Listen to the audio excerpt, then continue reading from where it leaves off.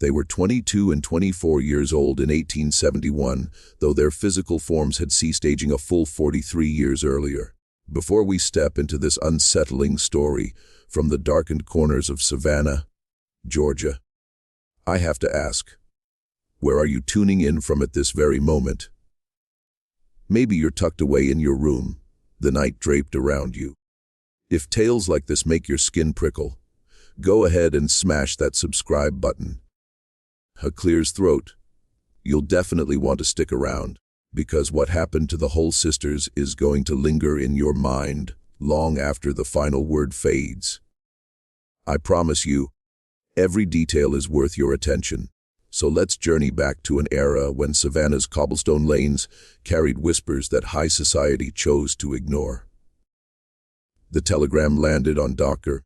Samuel Whittaker's desk on a sticky Tuesday near the end of August 1871, when Georgia's heat lay over Savannah like a suffocating blanket. His hands gave a faint tremble as he scanned the neatly penned lines, urgent medical consultation needed. Holloway residence, 47 Forsyth Street. Absolute discretion required. Generous compensation promised. Samuel stood at the window of his unassuming practice on Broughton Street, looking down at the city stirring below. Carriages rumbled past, their iron wheels groaning against stone. Women in light summer frocks hurried under parasols, dodging the punishing sun. On the surface, everything seemed routine, normal. Yet something about that note sent an unexplainable shiver straight through him. At 38, Dr. Whittaker had encountered plenty of odd cases. The war had concluded only 6 years prior, and Savannah still carried its wounds, both obvious and concealed. He'd patched up soldiers' missing limbs, tended to women unhinged by grief, and delivered babies into a world trying to piece itself back together. But nothing from his University of Pennsylvania training, nor his years in practice, could have braced him for what lay inside the Hull house. The Hull name commanded weight in Savannah, though it was the oppressive kind that bore down rather than uplifted. The family had once thrived as shipping merchants before the war, with cotton and trade ties stretching across the Atlantic to England. But sometime in the late 1820s, they'd pulled back from the public eye. The sprawling home on Forsyth Street, with its rusted iron gates and oaks dripping with moss, had become a local legend. Parents warned their kids not to gawk at the windows. Servants who once worked there clammed up when asked about their time, their gazes turning distant and murky. Samuel's acquaintance, Dr. Theodore Marsh, had served as the family doctor for nearly 20 years before his abrupt death 3 months earlier. Theodore had been reserved, but Samuel recalled one evening when they'd shared whiskey at the Chatham Club. Theodore had gone quiet, fixated on his glass with an unreadable expression. "Some cases cling to you, Samuel," he'd murmured, almost inaudible.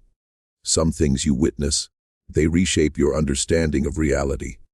The whole family." He'd stopped short, shaking his head. "Never mind, I've said too much. But if they ever summon you, steel yourself. Nothing in that house is as it appears."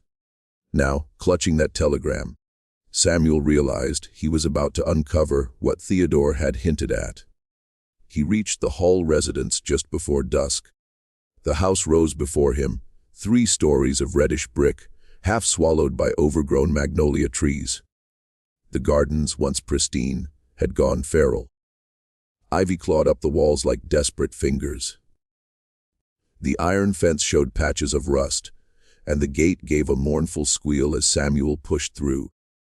The front door swung open before he could knock. A gaunt woman in her 60s stood there, her severe gray dress buttoned to her neck, despite the swelter. Her face bore the marks of what Samuel recognized as years of rigid composure starting to fracture. "Dr. Whittaker," she said, her voice dripping with the polished accent of Savannah's old elite. "I'm Margaret Holley. I appreciate your swift arrival. Please, come in." Inside, the house was dim and strangely cool. Heavy drapes choked out most of the fading daylight. The furnishings were antique and well kept, though a fine coat of dust suggested the staff had been thinned considerably. Portraits of stern ancestors lined the walls, their painted stares tracking Samuel as he moved. Margaret guided him through a maze of shadowy rooms until they reached a sitting room at the rear. There, perched on a velvet settee like porcelain dolls, sat two young women. Samuel froze so abruptly that Margaret nearly collided with him. The women, girls, really, looked to be in their early 20s. One wore a blue dress with lace trim, the other a pale yellow gown. Their hair was pinned in an outdated style from decades past, tied back with ribbons. Their skin was flawless, untouched by time or weather. Their features were lovely in a disconcerting way, like painted ceramic masks. But it was their eyes that stole Samuel's breath. Open, staring ahead, yet utterly hollow. No recognition, no curiosity, no spark beyond the simple mechanics of breathing. "Allow me to introduce my daughters," Margaret said, her voice quivering. "Helen and Abigail Holloway." Samuel crept forward, his medical instincts overriding his shock. He knelt in front of them, studying their faces. Their breathing was shallow but steady. Their skin felt cool, though not cold. When he lifted Helen's hand, it hung limp, unresisting. "Mrs. Holloway," Samuel said carefully, "how old are your daughters?" Margaret's hands twisted together, her poise finally crumbling. "Helen is 22. Abigail is 24. And when did this condition start?" A heavy silence followed, weighed down by decades of secrets. Margaret moved to the window, turning her back to Samuel and her daughters. When she spoke, her voice was nearly inaudible. "They caught a fever in the summer of 1828. Helen was 7. Abigail was 9. The fever raged for 3 weeks. When it finally broke," she paused, inhaling shakily. "When it broke, they were like this. And they've stayed exactly like this, Dr. Whittaker, for 43 years. Samuel felt the room tilt. It was unthinkable. Every law of medicine, every biological principle screamed that this couldn't be. Yet here they sat. Two women who should have been in their 50s, looking precisely as they had as children, their bodies frozen while the world marched on. "Mrs. Holloway," Samuel said slowly, "I need you to tell me everything." Margaret Holloway settled across from Dr. Whittaker in her study, a cramped room lined with dusty books that seemed untouched for ages. A lone lamp cast stretched shadows across her weathered face. Outside, night had fallen fully, and savannah's sounds, distant carriages, barking dogs, murmurs of evening chat, felt worlds away. "My husband Richard died in 1845, Margaret began, her hands clasped tightly in her lap. "He never got over what happened to our daughters. The guilt ate him alive, though truly we both bore blame. We made choices out of desperation, Dr. Whittaker. Choices that seemed merciful at the time." She rose and pulled a leather-bound journal from a locked drawer. The pages were brittle, the handwriting elegant, but increasingly erratic as Samuel flipped through.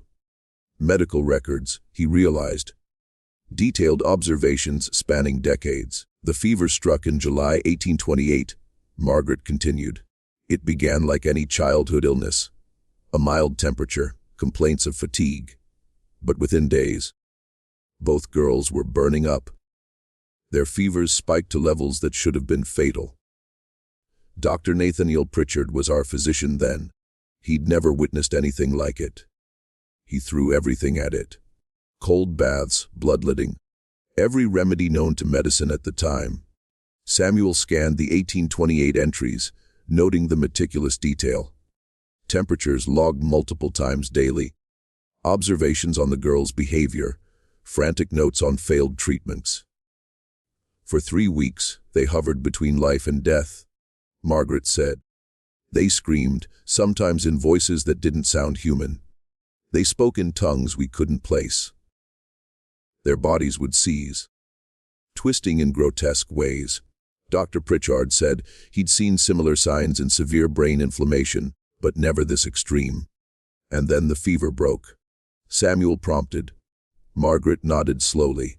On the 21st day, their temperatures plummeted. We dared to hope. But when they woke, they were changed. They could walk, but only in repetitive loops. They could eat, but only if food was placed directly in their mouths. They showed no recognition of us. No fear, no joy, no sadness.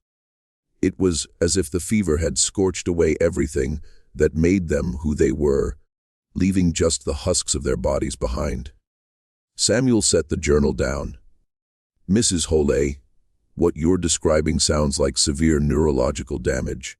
But you're also claiming their bodies haven't aged in over 4 decades. That's medically impossible. I know how it sounds. Margaret replied, her voice sharp with years of unspoken defense. Do you think I don't know? Do you think I haven't questioned my sanity every single day for 43 years? But the proof is right in front of you, doctor. My daughters are physically exactly as they were when that fever released them. Not a wrinkle, not a gray hair, not a single mark of aging. She stood and opened a cabinet, retrieving a small wooden box. Inside were daguerreotypes, early photographs from the 1840s and 50s. Samuel studied them closely. The images showed the same 2 young women in different dresses, different poses, but utterly unchanged. A shot from 1843 depicted them in a garden, faces blank. Another from 1856 showed them in this very sitting room, looking exactly as they did downstairs at this moment. Pritchard died in 1833. Margaret continued. He never told anyone outside our immediate household about the girl's condition. He was afraid. I think, afraid of what it might mean, of how people would react. After he passed, Dr. Theodore Marsh took over their care. He was young then, fresh out of medical school, eager for unusual cases. He documented everything, just as Dr. Pritchard had. And what were his conclusions? Margaret's laugh was bitter. His conclusions shifted over the years. At first, he thought it was some kind of catatonic state paired with abnormally slow aging. Then he theorized about metabolic irregularities. Later, he abandoned scientific reasoning altogether and just recorded observations. In his final years, he told me he'd stopped trying to understand. He just wanted to keep the girls comfortable. Samuel leaned back, his thoughts racing. Mrs. Holey, why call me now?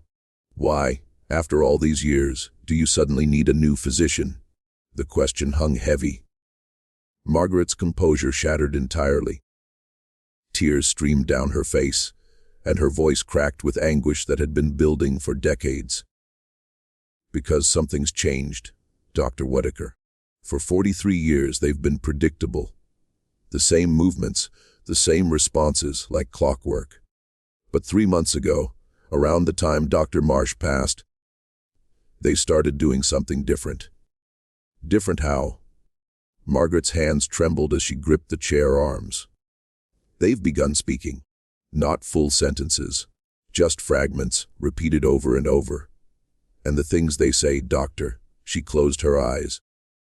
They describe things that happened during the fever. Things we did to try to save them. Things we thought they couldn't possibly remember or understand. A chill crawled down Samuel's spine. What kinds of things? Yesterday morning. Helen whispered, "The ice hurts, Mama. The ice hurts. We bathed them in ice water during the fever to bring their temperatures down. She was unconscious when we did it. She shouldn't remember." Margaret pulled a handkerchief from her sleeve, dabbing her tears. And Abigail, 2 weeks ago, she looked directly at me for the first time in 43 years. She looked at me, Dr. Whittaker, with her eyes fully focused, and she said, "We're still in here, Mama. We're still in here, and we can't wake up." The words struck Samuel like a physical blow. The implications were staggering, horrifying. If the girl's consciousness had been present all these years, trapped in bodies they couldn't control, aware but unable to respond. "I need to examine them thoroughly," Samuel said, rising. "Tonight. Every test, every observation I can make. And I need to see all of Dr. Marsh's records. Everything." Margaret nodded, leading him from the study. As they walked back toward the sitting room where Helen and Abigail waited, Samuel couldn't shake the feeling that he was sinking into something far darker than a medical mystery. This was a tragedy that had unfolded in silence for over 4 decades, hidden behind these walls, unknown to the outside world. And if what Margaret claimed was true, if those young women were conscious, trapped, aware of every moment of their imprisonment, then this wasn't just a case. It was a waking nightmare. Dr. Whitaker's examination of the whole sisters consumed the entire night and bled into the next day. He worked systematically in the converted bedroom Margaret had set up as an exam room decades ago. The space felt clinical despite its domestic origins. White sheets draped over furniture, medical tools lined on tables, detailed charts covering the walls with 43 years of observations. Samuel began with the basics. He took their pulse rates, which held steady at 48 beats per minute, slower than average, but consistent. Their breathing was shallow but rhythmic, exactly 12 breaths per minute. Their temperatures registered at 96.2 degrees F, slightly below normal, but not alarming. Their reflexes were the first real anomaly. When Samuel tapped Helen's knee with a percussion hammer, her leg jerked in the expected response. But when he tapped again moments later, the reaction was identical. Same speed, same angle, same motion. He repeated the test 6 times, and each time the response was mechanically precise, like watching a pendulum swing rather than a human nervous system react. "Remarkable," Samuel murmured, jotting notes. "Their reflexes aren't varying at all. Normal responses show slight fluctuations due to muscle fatigue, neural processing differences, even emotional state. This is automated." He moved to their eyes. When he shone a light into Helen's pupils, they constricted appropriately. But tracking her eye movement revealed something deeply unsettling. Her gaze moved in smooth, unbroken arcs without the tiny corrective saccades that characterized normal human vision. It was as if her eyes moved on tracks, mechanical and flawless. "Mrs. Holloway," Samuel called. "How do they eat? How do they manage basic bodily functions?" Margaret entered, her face drawn from sleeplessness. "We feed them 3 times a day. They chew and swallow if food is placed in their mouths, but they show no hunger. As for other functions," she paused, discomfort evident, "they need help with everything. Bathing, dressing, toileting. They've never regained any independence." Samuel studied their skin more closely. It was smooth, unblemished, with none of the minor scars, sun damage, or imperfections that decades of life would leave. When he pressed his finger against Helen's forearm, the skin blanched white, then returned to its normal color slowly. Too slowly. He checked Abigail and found the same delayed capillary refill. "Their circulation is sluggish," Samuel noted. "Blood flow is present but slow. Yet they show no signs of tissue damage or necrosis. It's as if their bodies are running at a reduced metabolic rate." He spent hours sifting through Dr. Marsh's records, which Margaret had retrieved from the study. The journals were painstaking, covering from 1833 to just weeks before Marsh's death. Samuel found himself drawn into the observations of a man who had devoted much of his career to understanding an impossible puzzle. Marsh's early entries were clinical and optimistic. He documented every test imaginable, consulted colleagues discreetly, and scoured medical literature for similar cases. By the 1840s, his tone had soared to frustration. By the 1850s, to resignation.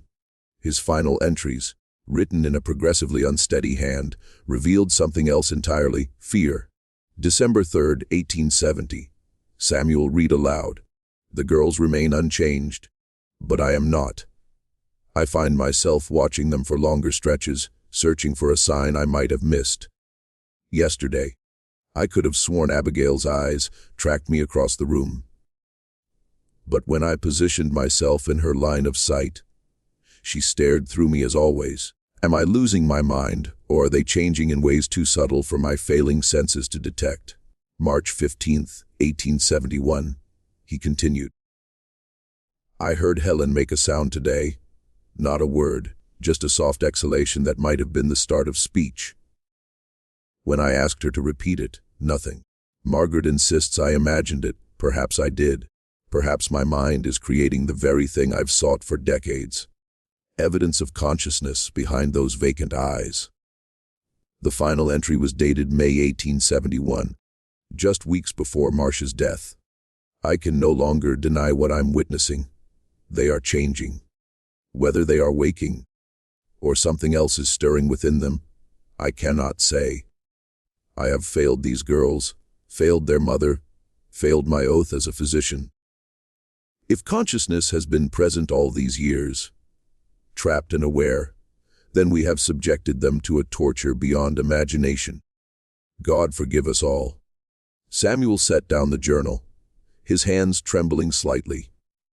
He looked at the two young women sitting motionless in their chairs, and for the first time, he forced himself to truly consider the possibility that Margaret and Dr. Marsh were right. That behind those blank expressions were two women who had been conscious prisoners in their own bodies for 43 years. I want to try something, Samuel said suddenly. It's unconventional, but given the circumstances. He positioned himself directly in front of Helen, kneeling to meet her eye level. Helen, he said clearly, if you can hear me, if you can understand me, I need you to try to communicate. Any movement, no matter how small. Blink twice if you understand what I'm saying. Silence. Helen's eyes remained fixed, staring past him. Samuel waited, counting his own heartbeats. 1 minute passed, then 2. He was about to give up when Helen blinked. Once, a pause, then again. Margaret gasped, her hand flying to her mouth. Samuel's pulse raced. Helen, can you answer questions? Blink once for yes, twice for no. Another pause, longer this time, then deliberately Helen blinked once. Are you aware of your surroundings? Do you know you're in your home? 1 blink. Yes. Can you feel physical sensations? Pain, temperature. 1 blink. Samuel's voice dropped to barely a whisper. Have you been conscious all these years? Have you been aware of everything happening around you? The pause stretched, so long that Samuel thought he'd lost her. Then Helen blinked once, and a single tear rolled down her cheek. The first tear Margaret had seen her daughter shed in 43 years. Margaret collapsed into a chair, sobbing. Samuel turned to Abigail, repeating his questions. She too responded with deliberate blinks. 2 women trapped since childhood, aware but unable to move, speak, or control their own bodies for over 4 decades. Why now? Samuel asked, more to himself than anyone else. Why are you able to respond now, after all these years? Neither girl could answer a question that complex with simple blinks. But Samuel noticed something that made his blood run cold. As he watched, both Helen and Abigail's eyes slowly tracked toward the window. The first coordinated movement he'd witnessed. They stared at something outside, their expressions unchanged, but their attention clearly fixed. Samuel crossed to the window and peered out. The night was thick, the garden swallowed by shadows. At first, he saw nothing unusual. Then, at the edge of the property near the rusted gate, he spotted a figure, a man standing there, partially obscured by darkness, wearing what looked like old-fashioned clothing from decades past. He was watching the house with an intensity Samuel could feel even from this distance. As Samuel stared, the man raised one hand in what might have been a wave or a warning, then turned and melted into the night. Mrs. Holloway, Samuel said carefully, who else knows about your daughter's condition? Who else has been in this house? Margaret looked up, her face streaked with tears. No one. Only the physicians and ourselves. We've kept minimal staff for years. We've kept them hidden, kept them safe. Someone was just outside, watching the house. Margaret's face went pale. That's impossible. The neighborhood knows not to come here. They fear this place. But Samuel had seen the figure clearly enough to notice one detail that disturbed him deeply. The man's clothing, the style, the cut, was from the 1820s or early 1830s, the same era when the Whole sisters had contracted their mysterious fever. As dawn light began to creep through the windows, Samuel realized he wasn't just dealing with a medical mystery. There was something else at play here, something that had remained hidden in the shadows of this house for over 40 years. And now, for reasons he didn't yet understand, it was beginning to surface.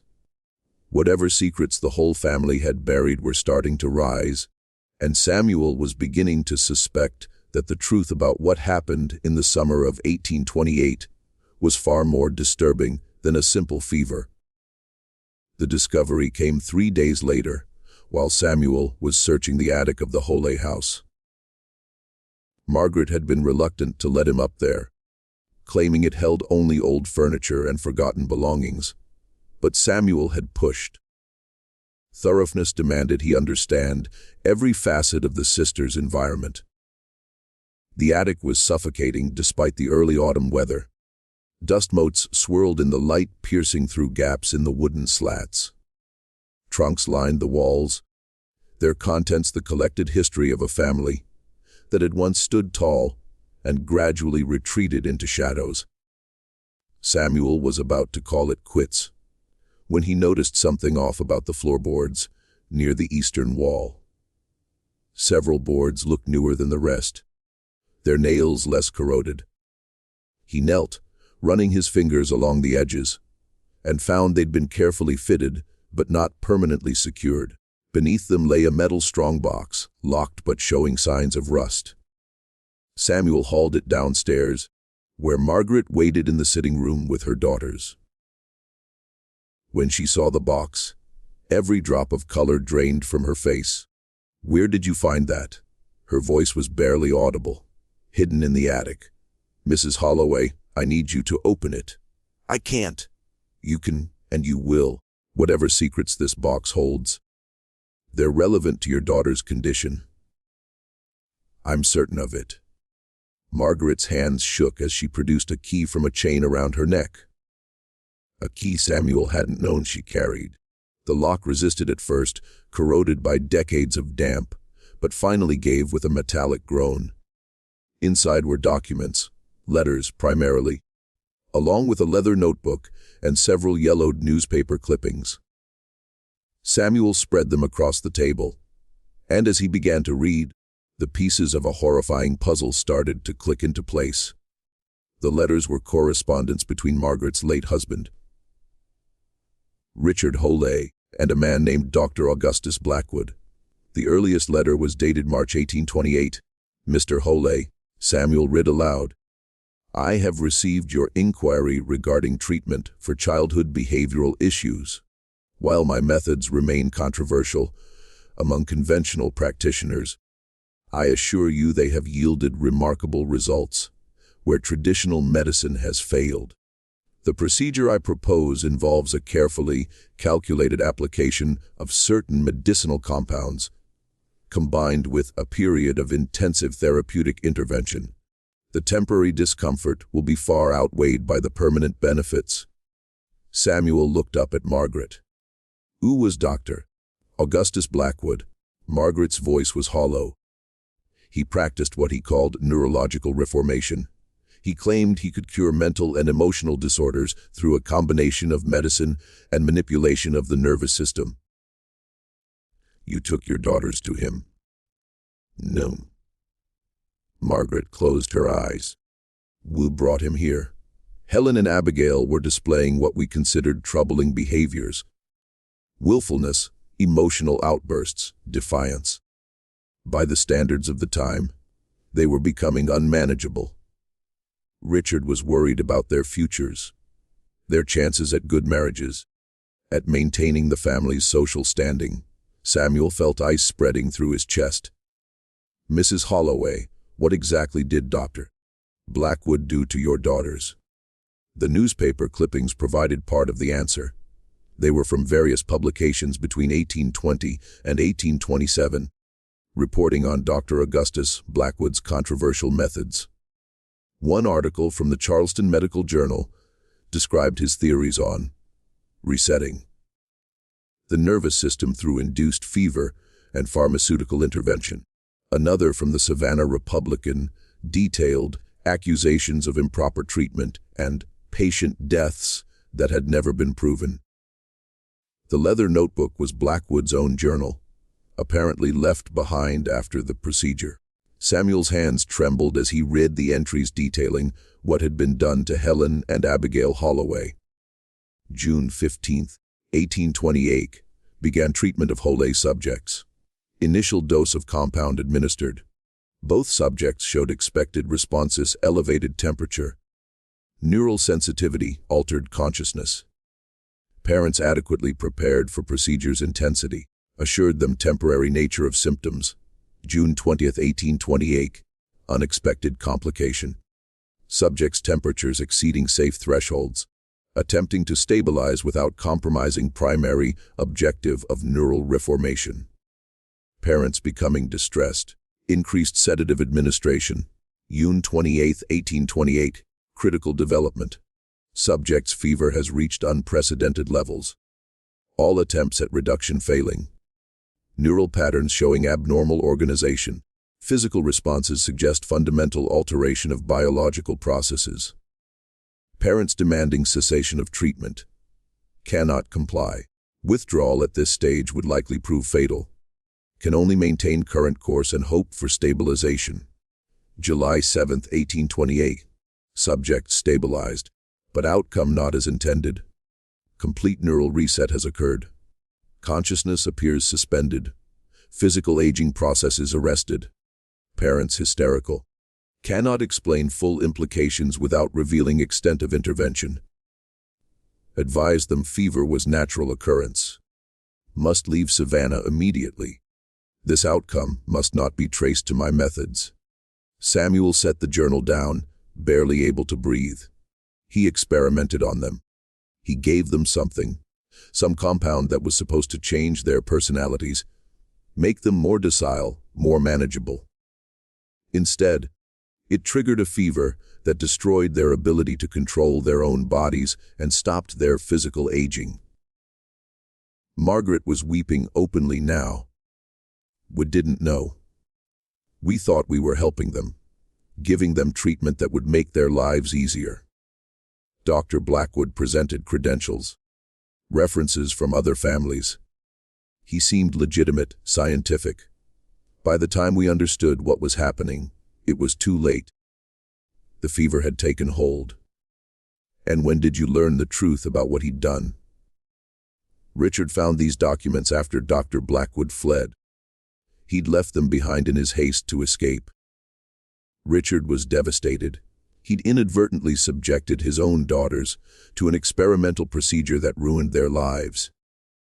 He wanted to go public, to warn others, to see Blackwood prosecuted. But her voice broke. I couldn't bear the scandal. I couldn't face people knowing what we'd done to our own children. So we hid everything. We told everyone it was a natural fever. We became prisoners in this house, keeping our secret, watching our daughters exist, but not truly live. Samuel moved to where Helen and Abigail sat, still as statues, their vacant eyes staring at nothing, or perhaps not nothing. Perhaps at a world they could see but never touch, never engage with, never escape from. The changes you've noticed recently, Samuel said slowly, the speaking, the responsiveness. I believe their consciousness is fighting back. Whatever Blackwood's compound did, it suppressed their ability to control their bodies, but didn't eliminate their awareness. After 43 years, that suppression is weakening. Can you help them? Margaret's voice carried desperate hope. Can you reverse what was done? Samuel wanted to offer hope, but his medical training demanded honesty. Mrs. Holey, I don't know what compound Blackwood used. His notes are deliberately vague, probably to protect his methods from replication. Without knowing the exact nature of what he gave them, I can't devise an antidote. All I can do is keep trying to establish better communication, to understand what they're experiencing, and to search for some way to restore their control. He paused, considering the full implications. But there's something else troubling me. The figure I saw outside the house 3 nights ago. The man in old-fashioned clothing. I think that might have been Dr. Blackwood, watching to see if his experiment had any long-term developments. Margaret's eyes widened with fear. He'd be in his 80s now, if he's even alive. Unless, Samuel said carefully, tested his compound on himself. Unless whatever he gave your daughters, whatever arrested their aging, he used on himself as well. The possibility hung in the air like poison. If Blackwood had successfully stopped his own aging, he could have been watching the whole sisters for decades, observing the long-term effects of his experiment, waiting to see what would ultimately happen to them. As if in response to this revelation, both Helen and Abigail suddenly turned their heads, a coordinated movement that was more fluid than any Samuel had witnessed before. They stared at the front door of the house, their expressions still blank, but their attention clearly focused.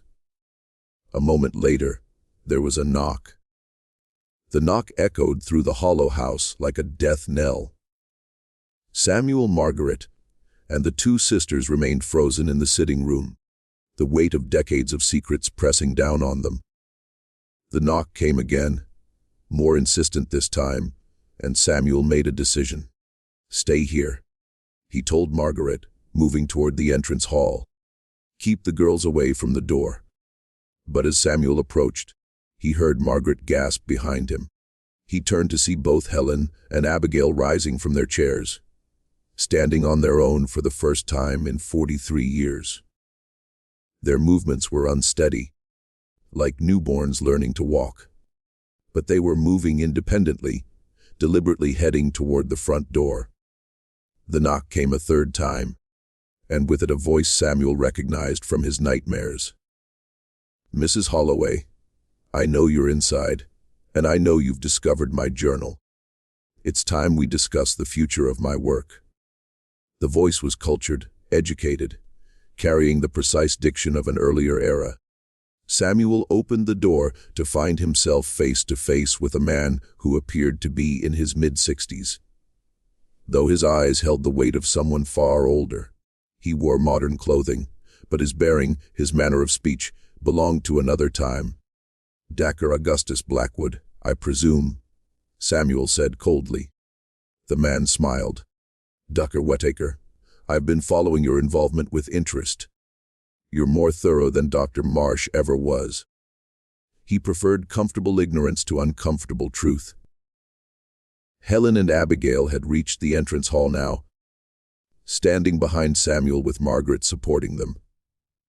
Blackwood's eyes fixed on them, and for the first time, Samuel saw genuine emotion cross the man's face, something between pride and remorse.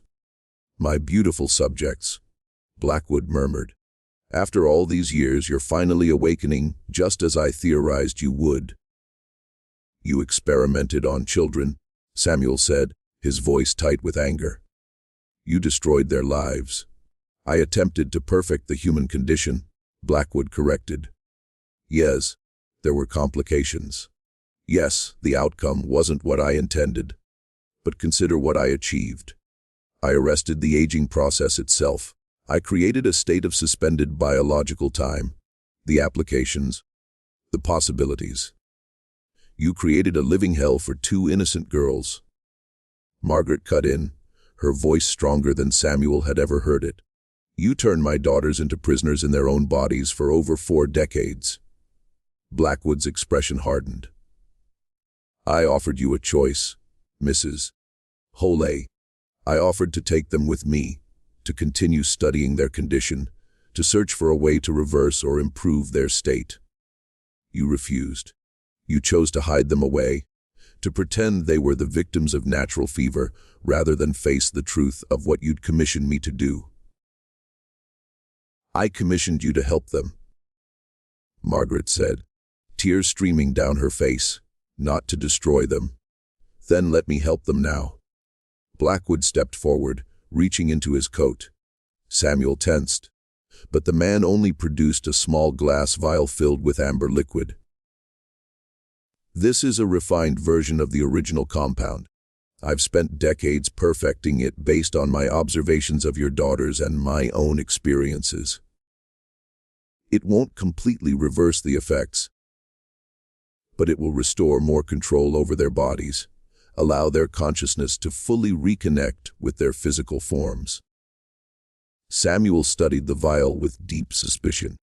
Why should we trust you? Why appear now after all these years? Because they're dying, Blackwood said flatly.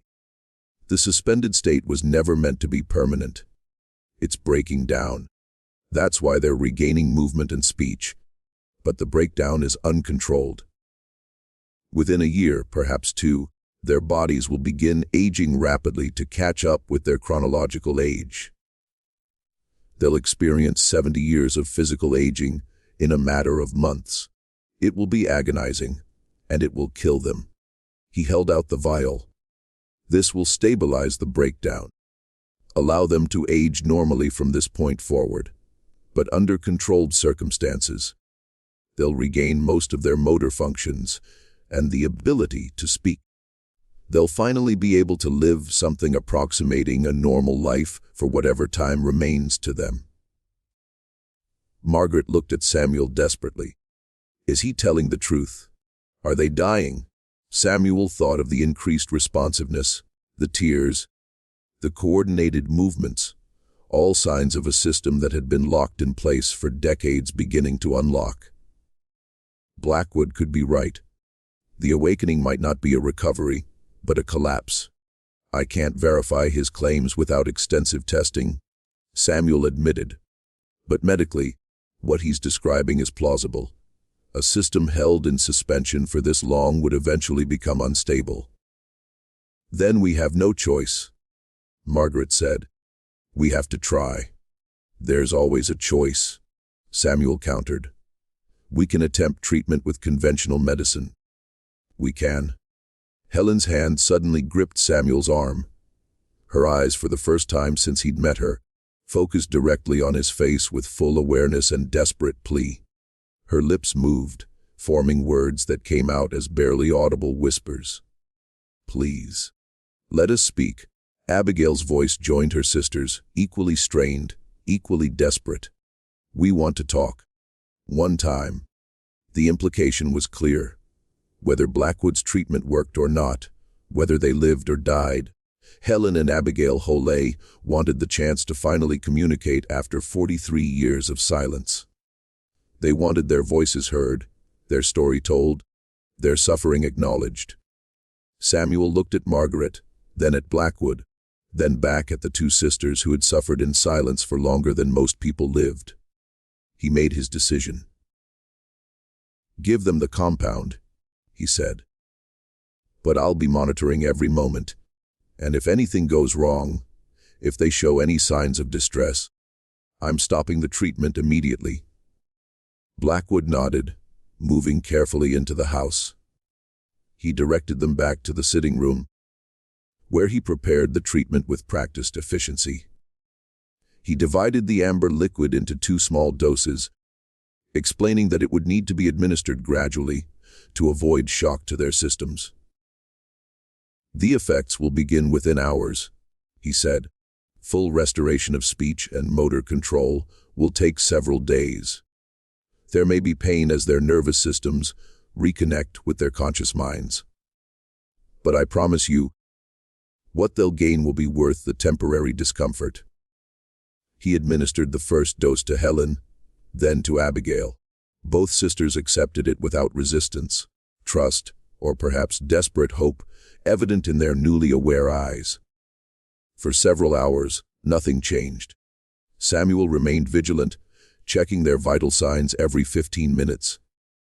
Margaret sat between her daughters, holding their hands, whispering apologies and prayers in equal measure.